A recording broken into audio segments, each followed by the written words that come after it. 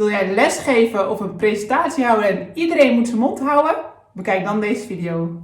Maar voordat we beginnen, duimpje omhoog en abonneer je vooral op ons YouTube kanaal. Ja, want in deze video gaan we vertellen over de Hard Mute. Dat is een nieuwe functionaliteit binnen Microsoft Teams. En dat maakt het heel eenvoudig om, voordat je dus je les begint, zal voor veel scholen nu heel fijn zijn. Of bijvoorbeeld je presentatie en je wil niet dat mensen geluid maken of er doorheen gaan praten. Kan je al vooraf een instelling doen dat iedereen gemute is. Ja, hard mute. Oftewel, ik ga mijn presentatie doen of ik ga lesgeven. En er zijn altijd wel een paar mensen die per ongeluk een microfoon open hebben staan. Maar er zijn ook altijd vervelende mensen die dan gewoon er doorheen gaan praten. Daar is dus een oplossing voor. Wat je doet is in je meeting, je maakt je meeting aan of je vergadering of je les. En vervolgens nodig je iedereen uit. Zorg je dat ze allemaal eigenlijk al deelnemers zijn. Dat hebben we al een keer laten zien hoe je dat doet. Maar we gaan straks nog even in de demo laten zien. Daar in die instellingen kun je namelijk zeggen dat iedereen gemute moet zijn als ze deelnemen. Nu is dit de ene optie. De tweede optie is, en die hebben we ook al laten zien, alleen hij is nu dus uitgebreider. Als je in de meeting al zit en je denkt van ja, nu zit iedereen maar er doorheen te praten, wil ik niet. Dan kun je dat alsnog doen door op de 3 puntjes te klikken en vervolgens de meetinginstellingen of vergaderinstellingen te wijzigen. Ook dit zullen we wel even in een demo doen. Kun je dit ook straks combineren met breakout rooms?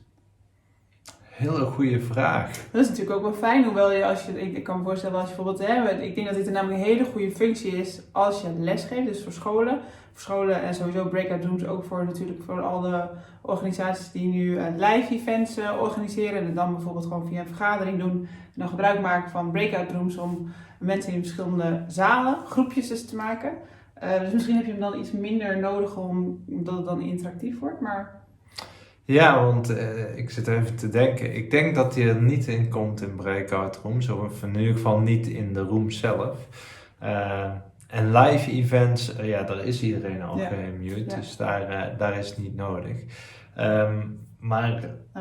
Dat is nog even afwachten inderdaad. We hebben natuurlijk nog geen breakout rooms, maar ik ben benieuwd of die er dan in zit of in wat voor manier. Ja, inderdaad. Maar laten we even in de demo kijken hoe dat eruit ziet. Goed, we zitten hier in een vergadering en Debbie maakt nogal veel lawaai. Je hoort het niet omdat ik er even uit heb gezet.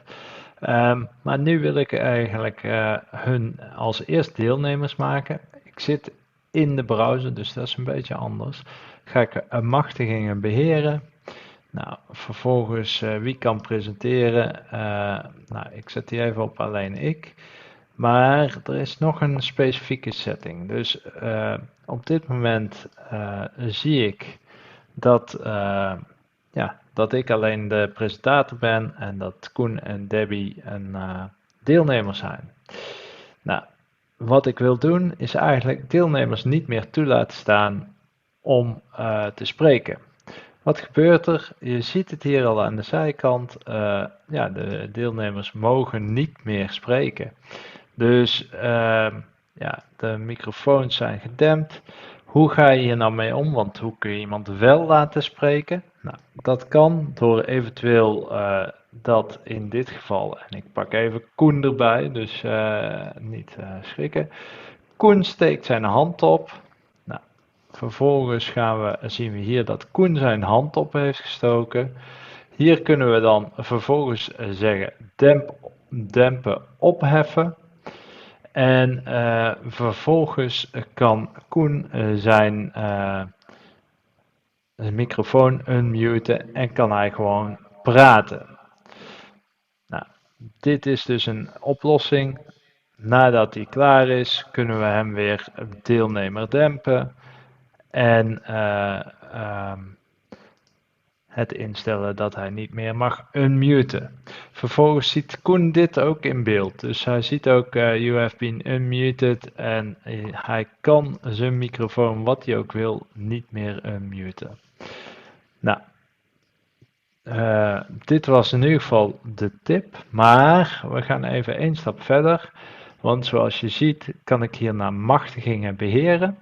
Daar zat ik net ook al en staat eigenlijk deze setting erbij. Dus wie mag dempen, opheffen en wie mag dat niet en wie mag dat toestaan. Dus als die uitstaat, dan kan iedereen gewoon meedoen, ook al heb je geen rechten. Dus deze is eigenlijk nieuw in het geheel.